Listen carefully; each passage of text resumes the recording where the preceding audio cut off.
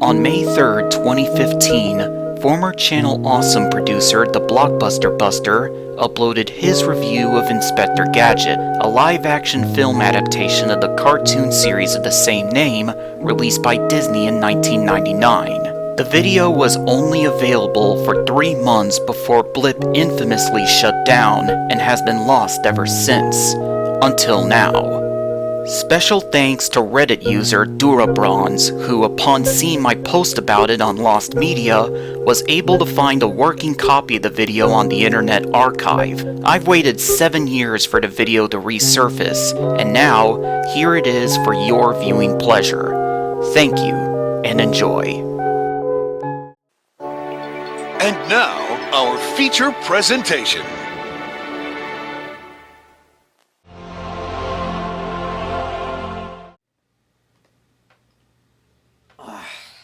Constantine is probably going to be canceled after 13 episodes, but Under the Dome gets another season? What the hell is that?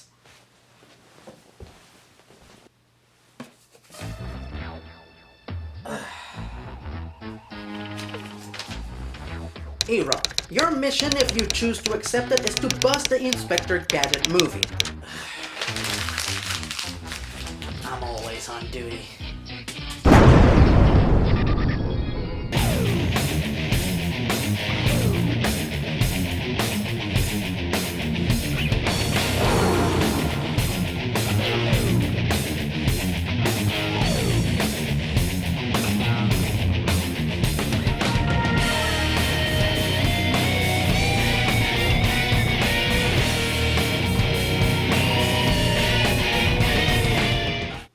Greetings, fanboys and fangirls. I'm E-Rod and I'm the Blockbuster Buster. One of the absolute biggest sleeper hits of 80s animation still remains Inspector Gadget.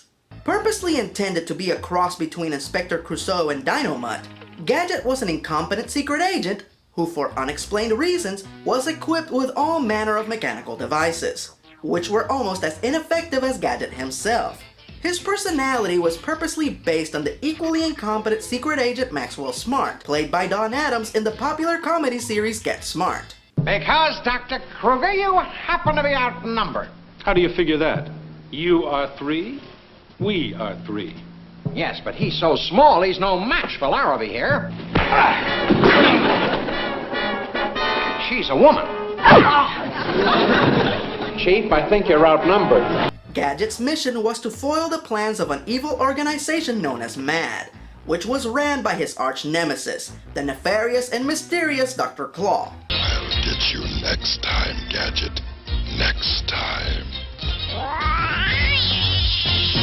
However, my favorite running gag in the series was that Gadget was such a bumbling idiot that in reality it was his niece Penny and her dog Brain that solved all of Gadget's cases, and were then gracious enough to let Gadget take the credit. As funny as that was, it did bother me as a kid that Penny didn't receive the credit that she deserved. Thankfully, this was remedied in the modern series, in which Penny is an official agent of HQ, so she will receive the credit that she deserves from time to time.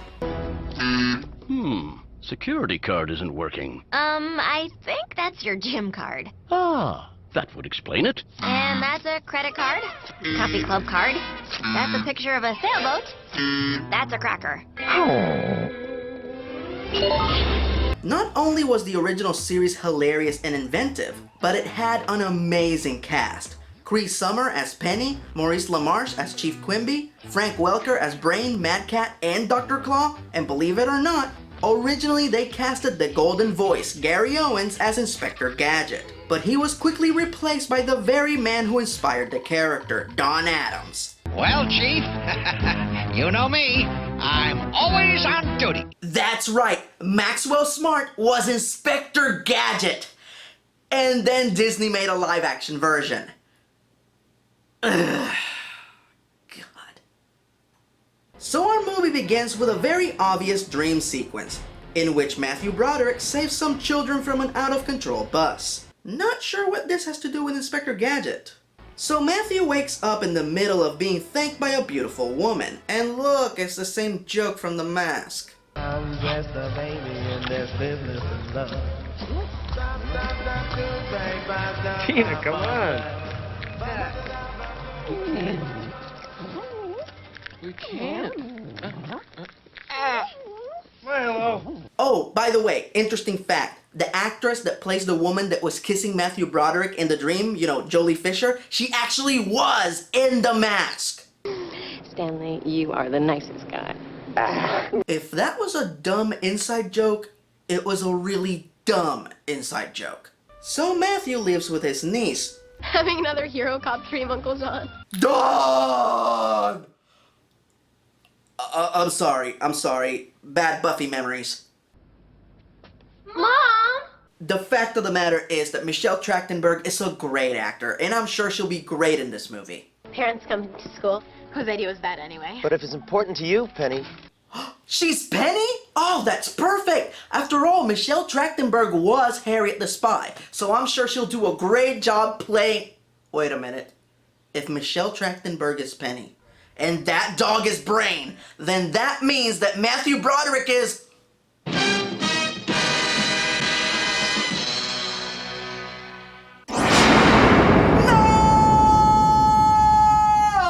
Ugh. You know, I don't mean to say that Matthew Broderick is a bad actor, it's just that this is the wrong part for him. Gadget is a loud, pontificating, clueless nincompoop. Well, they're no match for Inspector Gadget. Go, go, Gadget legs!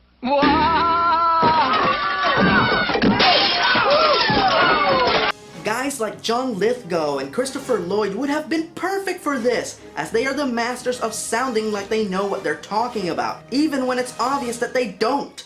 I think we can all do without feelings. Who's with me? Your grade depends on it. Which is Gadget in a nutshell. He is a moron, but he doesn't know that he's a moron. As far as he's concerned, everything that he's saying and doing is right, even though it clearly isn't. They must be mad agents. Aha!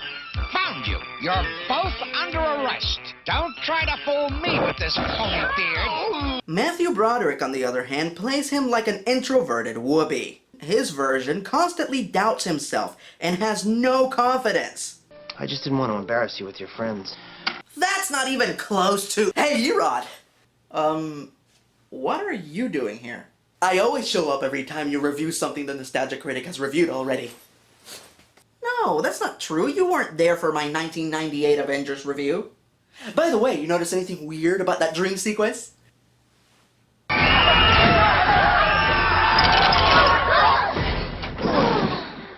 the dog! No, looks like your standard dream sequence to me. Yeah, I didn't notice anything either. Strange talking cat that never moves his lips. Alright, back to the movie. So we cut to Matt going to work as a security guard at Bradford Laboratories, where Brenda, the cute girl from his dream, works. Wowzer.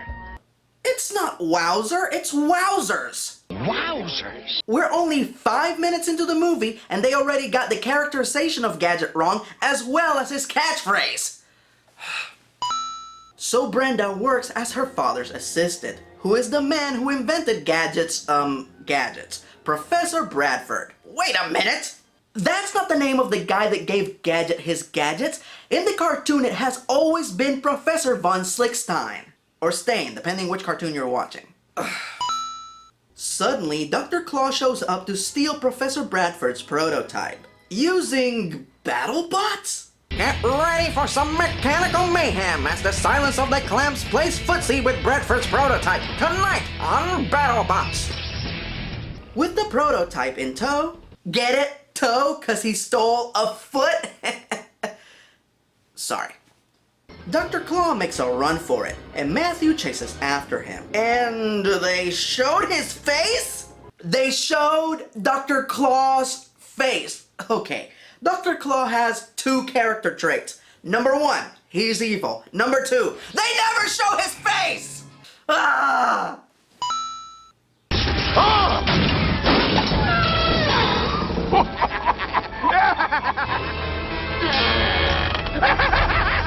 Uh-oh. Hey, Erod, did you add that Yahoo sound effect to the movie? Nope, that's actually in the movie. So after Matthew crashes his car, Rupert Everclaw blows him up with an exploding cigar. The explosion causes a bowling ball that Matthew had in his car to fly up in the air and crush Claw's hand, presumably being the reason why he replaces his shattered hand with the iron claw that he wears in the cartoons. It's got a sort of postmodern Captain Hook kind of feel to it.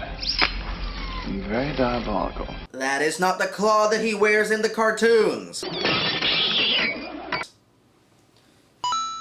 Just claw. One word. Like Madonna. Oh, I get it, because Rupert Everett was in that movie with Madonna that one time. Man, the inside jokes in this movie really suck. So as it turns out, what the Bradfords were actually working on was a RoboCop to assist the overworked police department. And after seeing Matthew risk his life to save her father's work, Brenda wants to use the Gadget program to save him from his extensive injuries. And even though Matthew is not a police officer, the mayor approves it. Both I and Police Chief Quimby here. Wait, Police Chief Quimby? Chief Quimby was not a police officer. He was the chief executive of a secret government organization called HQ. Inspector Gadget is not a police officer. He's a secret agent. My name is Gadget, but don't ask me what I do for a living, because it's top secret and I won't be able to tell you. So please don't ask. Ugh. So Matthew wakes up after the procedure, understandably freaked out by his new enhancements. Brenda promises that he will be able to control the gadgets better once he studies the manual. Volume 1. Damn! And she goes on to present him with a suit of clothes that actually work in conjunction with his gadgets, so he won't rip through his clothes when he uses them.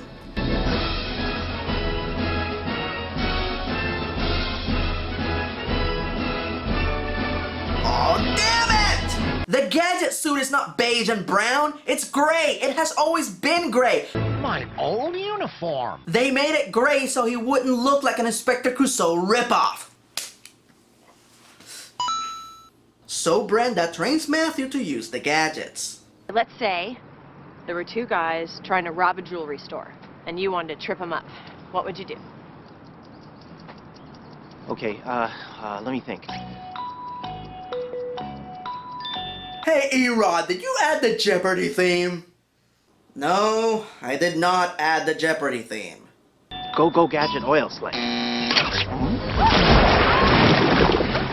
not oil, it's toothpaste! He has a hose that fires gallons of toothpaste?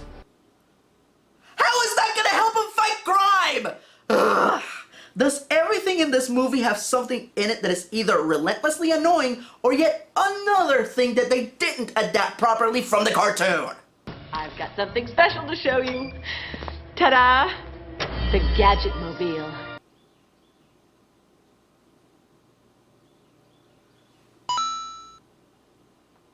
Okay, we got the thing that they didn't adapt properly from the cartoon out of the way in this scene. Let's go ahead and get the annoying thing out of the way, which I am 100% sure won't be nearly as annoying as all the other annoying bullshit in this movie. Good morning, Riverton! Car talks? Hey, before we hit the road, Shut up. tell you something. Shut up! Shut up! Shut up! Shut up! Shut up! Shut up! Shut the fuck up, you unfunny, irritating piece of shit bastard!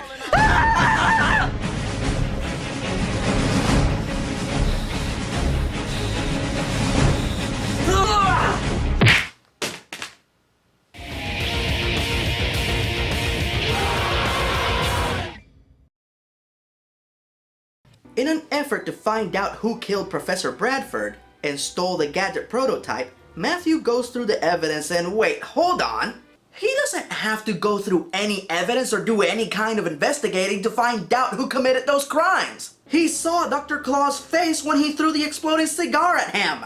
This movie had 4 different writers and over a dozen different drafts of the script. Oh, just play the clip. Oh, now you fucked up. Now you fucked up. Now you fucked up. You have fucked up now. Now you fucked up. Now you fucked up. Now you fucked up. Now you fucked up. Now you fucked up. So Inspector, not Gadget, goes to Douchebag Industries to arrest Dr. Prissy-Claw. And... Go Gadget grappling hook.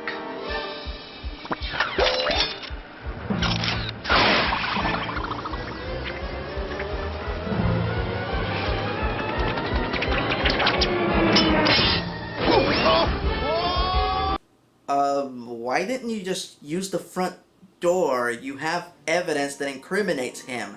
You could just walk in and arrest him. Oh, who cares? John! What happened? I'll go get Skolex. Maybe he can help. Whatever happens, I will find you. You found her. She was right there at the window, you dumb dick. So, while Matthew achieves nothing in this scene outside of getting captured, Brenda discovers that Dr. Prissy-Claw went through the trouble of stealing the Gadget prototype so he could build himself a duplicate sex robot of Brenda. Alright, so technically in this movie, nobody says out loud that he built Robo-Brenda just to have sex with her. But deep down inside, we know that that's what she's for. Wow. I finally get to meet you. Sandy built me to your specifications.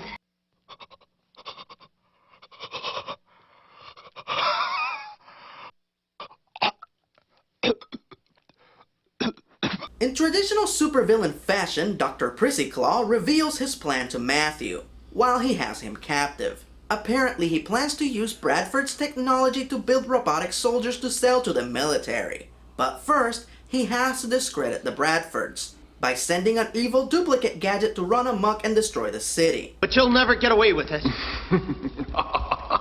Oh, how cliché, Inspector. I think somebody's been watching too many Saturday morning cartoons. Yes, somebody definitely watched way too many cartoons. However, you know who didn't watch enough cartoons? The jerkwads who made this movie since they got so many damn things wrong! In the only truly striking moment in the movie, Dr. Jerko pulls out Matthew's main processor and destroys it, therefore technically killing Inspector Gadget, something that Dr. Claw in the cartoons was never able to achieve. So Robo Gadget destroys the city and...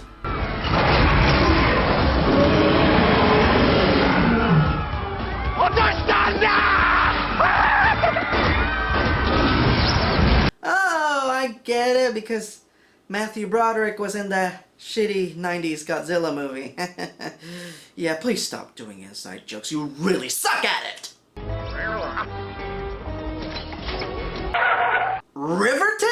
Inspector Gadget doesn't live in Riverton, he lives in Metro City! Oh, geez. Of course, Brenda and Penny track down Matthew's remains to a junkyard. Okay, I guess Brenda will use her vast scientific intellect to figure out a way to fix him.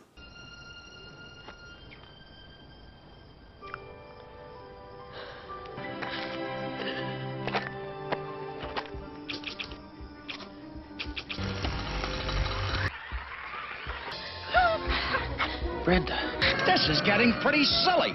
So our heroes roll out, Men in Black style, to stop Dr. Prissy-Claw and Robo Gadget. Alright, this is usually the part in the adventure where Penny figures out a really clever way to stop the bad guys using her computer book, all the while Brain with Donna Disguise... Later, Penny. Of course. So Brenda and Matthew catch up to the villains. Inspector Whoopi ends up fighting his evil counterpart on a bridge.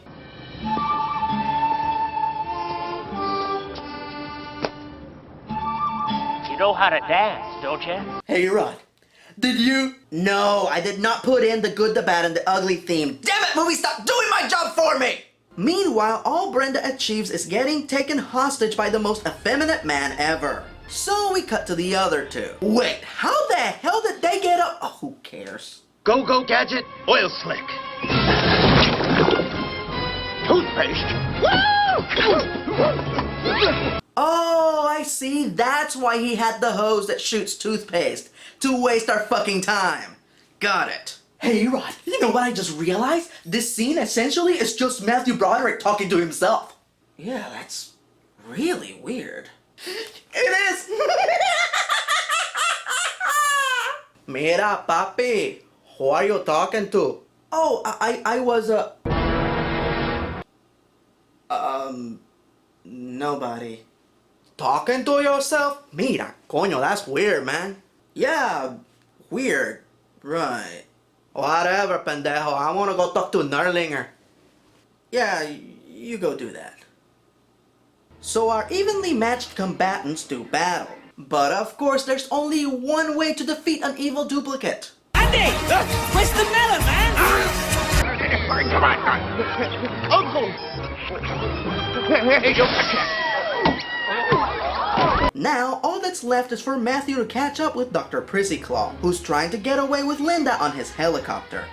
Go, Gadget Chopper. Ugh, it's Go Gadget Copter, not Chopper. Go Gadget Copter! Go Gadget Copter! Nonetheless, the effect looks awesome, as it should, as the animatronics for this film were created by the Stan Winston studio.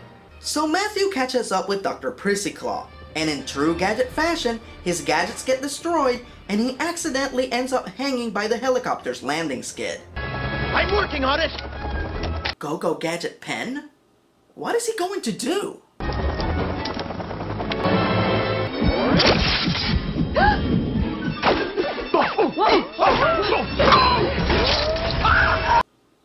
He defeated the bad guy? On purpose? Inspector Gadget never does anything right. On purpose. When he beats the bad guys, it's entirely by accident. I don't know how you did it, but you did. That makes two of us, Chief. That's it, folks. We got ourselves a baker's dozen. Let's just finish this. So the day is saved. Sissy McWussy goes to jail, Quimby is now okay with having a cyborg on the force, and Matthew gets the girl. Thank God this is over. This is the coolest watch. Ah, there's a mid-credit scene. It's a radio, computer, even a phone. Gee, it would have been nice for Penny to use her wrist communicator throughout the movie. Brain, say something. Come in, over? Brain is not here. Please leave a message at the sound of the wolf. Wolf! I don't get it. Brain didn't talk in the cartoon, but if they needed him to talk, why not use the man that provided all the noises for Brain, Frank Welker, who incidentally did the noises for Mad Cat in this movie? Instead, they got Don Adams. They got the actor that played the voice of Inspector Gadget to voice Brain? So technically speaking, Dr. Claw and Inspector Gadget are in this movie, just in the wrong parts. Oh well, at least they got cameos, and at least this horrifically annoying movie is over and I don't have to put up with any more annoying bullshit. Hey, thanks for watching my movie. Yeah, my movie. Even though we called... I'll get you next time, Gadget! Next time! Wait a minute. What am I talking about? I can get him right now! Go, Gadget! Fuck you!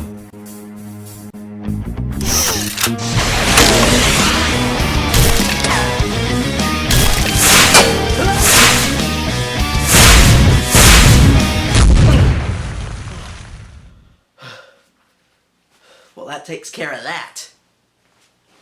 This movie's a go gadget of gross, gruesome garbage. By now, a lot of you are probably wondering why I never referred to Matthew Broderick as Inspector Gadget throughout this entire review. Quite frankly, that is because he never fucking played the character! Nothing in this movie is right. Gadget is not an unconfident pushover. Dr. Claw is not an obnoxious rich asshole. And Penny is a million times smarter and more helpful than she is represented here.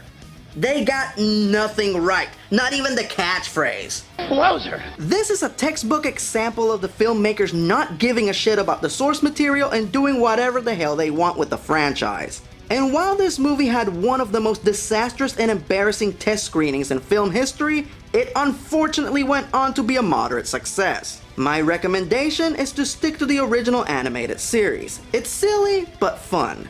And if you just can't get enough Gadget, check out the new animated show on Netflix. It picks up right where the original show left off. We get new characters, and Penny's role is greatly expanded. But stay the hell away from the Disney version. So that was one busted, thousands more to go. I'm E-Rod, and I'm the Blockbuster Buster.